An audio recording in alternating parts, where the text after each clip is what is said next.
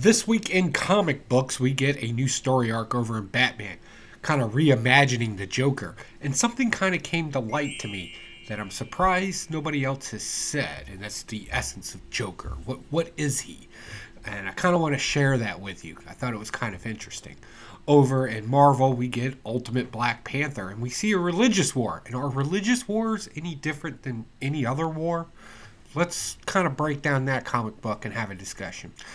And in the Land of Independence, I'm still kind of torn on this one. This is one of those things where story versus art kind of clash. And we're going to be talking about Thundercats.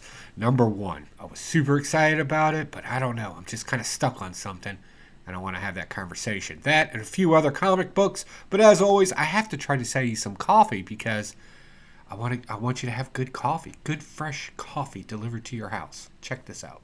Hey, what's going on, folks? This is your boy Pocan Joe to talk to you about Coffee Brand Coffee. We serve people that are tired of gimmicky advertising and branded companies that want to lecture you. At Coffee Brand Coffee, all we want to do is serve you freshly roasted coffee wherever you're at, whenever you want it. Consider Coffee Brand Coffee. Check us out, check our reviews out, and use promo code POCANJOE or the link down in the description to save yourself some money. Give me the opportunity to get you a delicious cup of coffee. All right, you wonderful weirdos, here we go. Well, let's break down this week's comic books, and we're going to start off with Batman, number 42. I went with this foil cover because I thought it was really cool, and somebody said, or the Frock said that it was going to be a kind of year one for the Joker. So if you haven't been reading this, let me catch you up real quick. We're dealing with the Red Hood Jack Napier storyline here and what happened after he fell into the vat of acid. And his persona changed from the Red Hood into the Joker in those kind of first couple of hours afterwards. And it kind of gives us a new perspective on the Joker.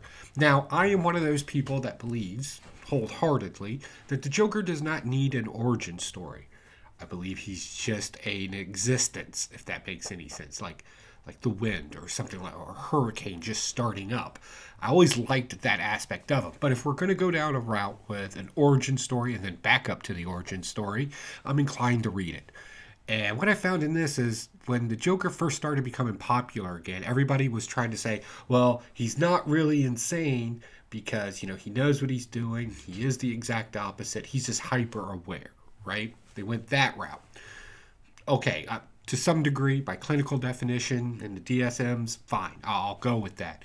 And then there was a bunch of other things that just kind of like wisecrack, and everybody else was just kind of popping off with what the Joker is and what he does and yada, yada, yada, yada down that path. Then this story comes out. And this story, I'm going to go ahead and define the Joker for you as this story told it. He is the living embodiment of freedom. How do I know this? The dialogue said so. The dialogue in the book directly tells you as Jack Napier's slowly fading and the Joker's taking over in that kind of mentality. He's free from shame. He's free from ridicule. He's free from this, that, and everything else in the circle. And I was like, that's actually much scarier than anything else out there. Think about it. Completely and utterly free. No laws concern you. No governments concern you, people's emotions, feelings, your own fears and trepidations, right? All of that goes away. You are a complete and utter blank slate to act how you want with no recourse, with no belief in a recourse. I'm going to say as a species, that's terrifying to me, right? Like I don't have the best feelings. I'm going to go with feelings on this one. Feelings with us as a species if everybody was given that amount of freedom. Freedom from sadness, freedom from whatever. Oh, God, we would just be we would all be the Joker. We all would. like, there's a difference, and I want to be clear on this. There is a difference between accepting, right? You do something wrong, whatever that is, and accepting the punishment to it and being okay with it versus truly believing that you're utterly free from that repercussion and having no fear of it. Fear can be a limiting factor for a lot of us. Can you imagine if that went away? Life would just be a joke to you. Everything would just be an utter delusion, and you could just have as much, everything just brought you joy. Joy's not a limiting factor. We chase joy now. We want more joy. It's in our brains for that. That's kind of terrifying. I will track this one down just a little bit more, even though, again, I don't think it's necessary. The whole Jack Napier Red Hood storyline is just kind of a miss for me. I get there's an animated series. People love it. Like, I'm not judging you, but it's just not my thing, right? I kind of like that Keith Ledger. I kind of like his aspect of the Joker, which I'm sure everybody does. And it kind of fits the aftermath of what's going on in here. So I'll read it for that aspect of it. But as far as the story goes, I just don't find it overly necessary. Moving on. We're going to talk about Suicide Squad. So the video game came out, so, DC's got to make that extra coin. They popped out a comic book based off the video game.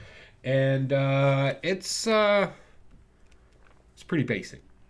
Right? In this particular issue, we just get the new Arkham Asylum with Amanda Waller on it. If you're familiar with Suicide Squad as a whole, you would know this she picks these people to go on these suicide-type missions. And in this story, according to the video game, the Justice League turns into the bad guy, so release the prisoners from Arkham on their Suicide Squad kind of thing. I believe that kind of breaks down. I'm not a gamer. I should say that. I'm not a gamer. I haven't played the game. I've only been hearing mixed reviews about it. Some people hate it. Some people like it. Blah, blah, blah. I don't particularly care. I read comic books. So I read this comic book. And I was like, I hope the game's slightly better than this. Because this was kind of boring. Sorry. All right, moving on. Let's go to Marvel. We'll go with this fantastic Ultimate Black Panther #1. This I like. So in this, we kind of get the whole concept of Ra, the Egyptian god, and Khonshu, right? And they got an issue with each other, and of course they have followers, and now the followers may end up clashing, and there's some outlying kind of religious undertones as well in Wakanda.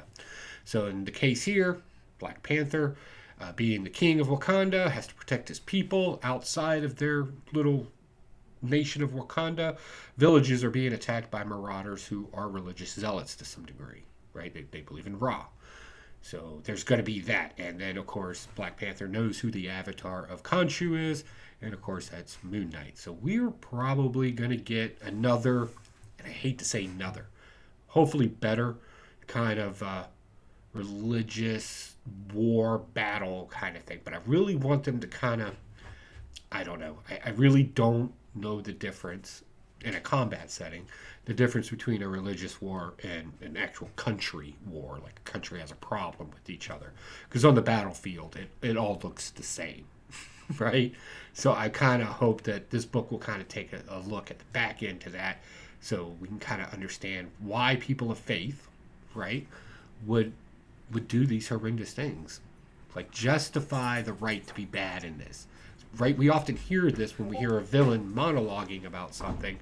So hopefully we'll get something to that effect in here where the god's like, this is why you should be following me, and there is no other way.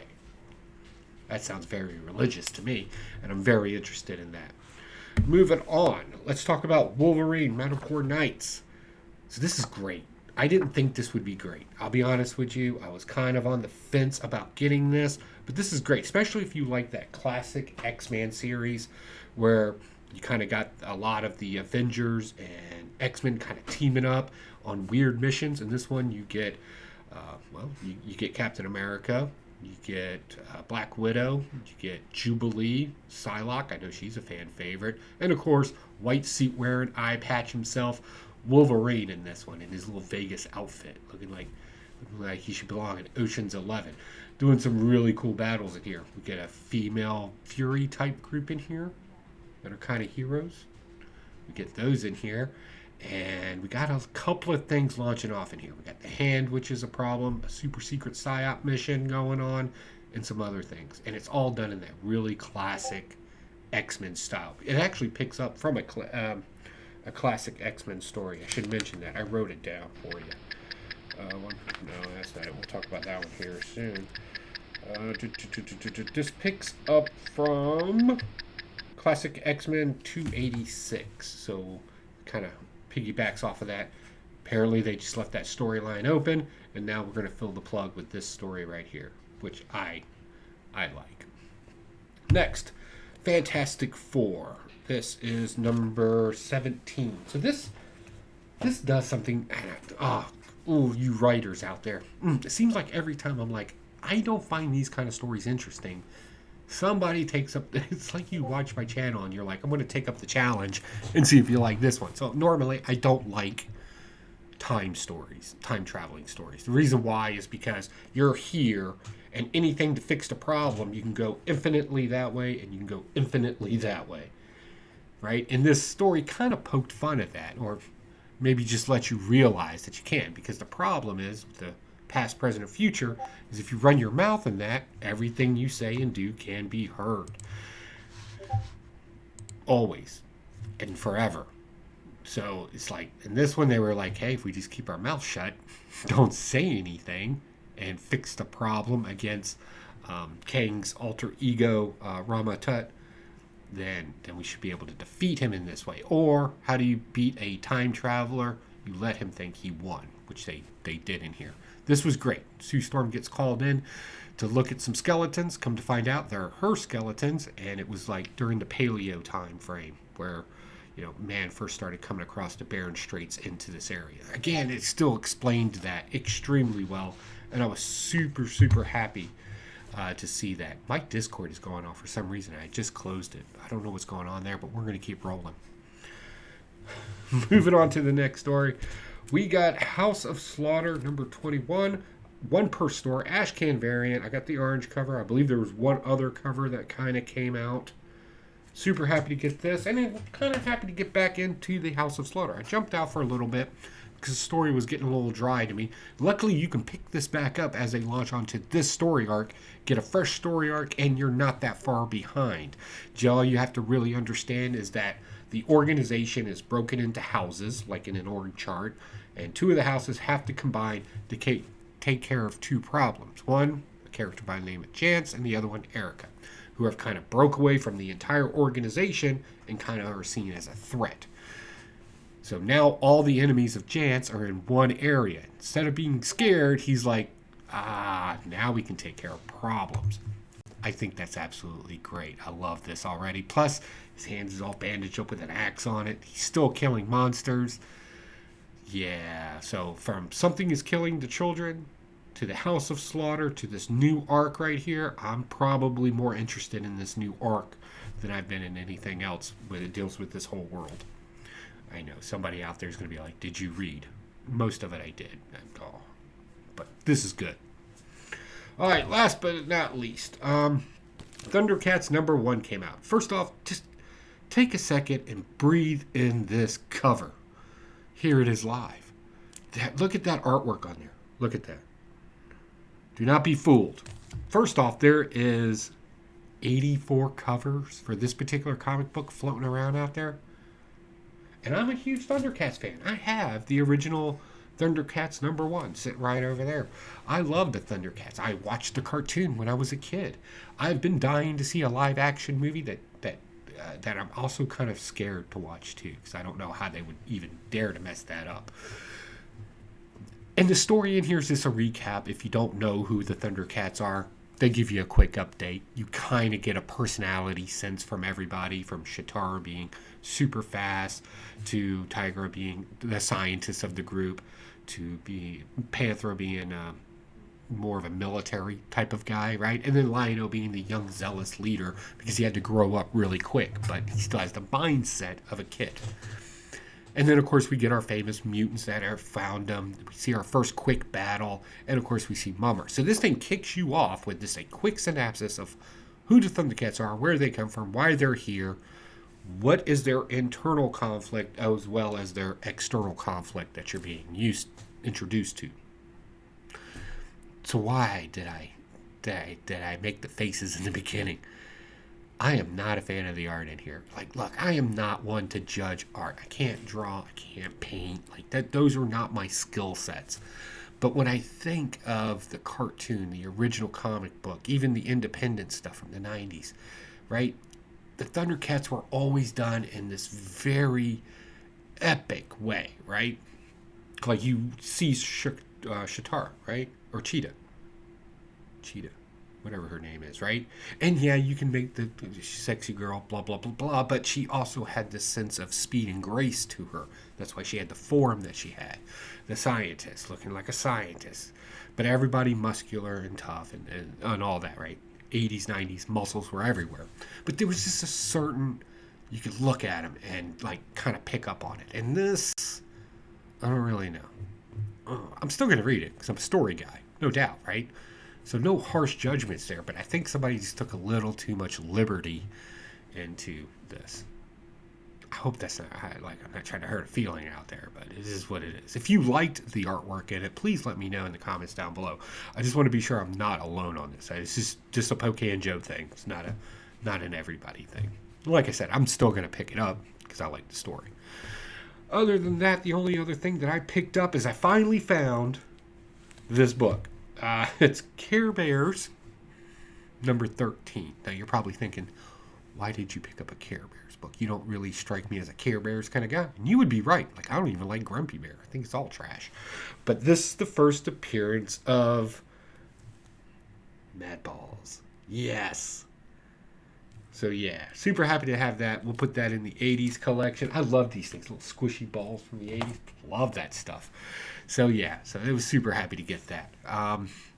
Over at the Evil Air, as always, we're working on our Damascus project right now. You'll probably notice I've been going live over there a little bit, just to see if people want to hang out in the Evil Air, chit chat while I make a few things. I don't know. We'll see how that goes. Like, it's hard to blacksmith something and constantly check the chat and go back and forth, right? But we've been doing it, mostly because I've been doing it on Twitch as well. Again, I'm learning it as I go through, trying to understand stream elements and stuff like that. So, sorry for the weirdness if they come out weird, but we're working on it. And it will just grow just like anything else that we've done here on YouTube. We'll just get better as we go. I got nothing else other than Planet Comic-Con coming up. Then we got Denver, Colorado for the National Veterans Art Festival. And then we got Heroes Con. I'm excited about Heroes Con. And after that, my nose is back to the grind because I got to finish out projects this year. So guys, we'll go ahead and let you go so I can go finish up my stuff. I'll talk to y'all later. See you in the chats. Take it easy. Bye.